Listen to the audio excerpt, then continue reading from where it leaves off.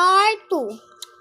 Emmanuel Jack and Tagurando receive our competition, our barangay and name of the Philippines and Puraquatra and iba pa. Ipakilala natin ay si EJ. Ay, the passion of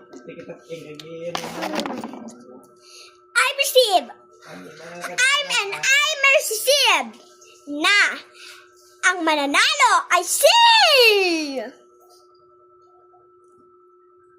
Rebecca and Padilla. Palapakin natin. Next, ang mananalo ay si ang reyna ng mga angels na si Rebecca and Padilla. Ang kanyang barangay ay Ungka. Pero sinabi niya mali Ungka Uno yun Ungka Uno yun. Lipatan mo lang. Siya ang reyna. Siya ang barangay ng Ungka Uno dito sa Pilipinas. And I the queen of the butterflies. And magpapakilala ko na ako si EJ dahil sa kasamaan ng kabataan dito sa Pilipinas. Kaya ako ang magtutuloy. Ako na ang magtatapos ng laban na ito.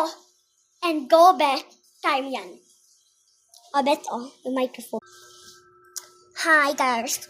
Wait lang. Okay, hi, girls. Welcome.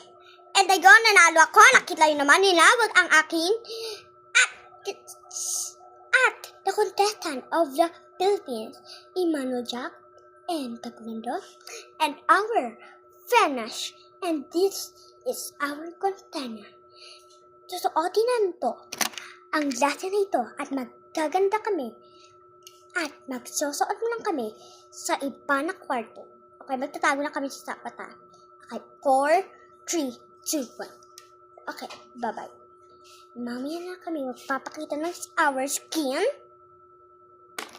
And good luck, our team.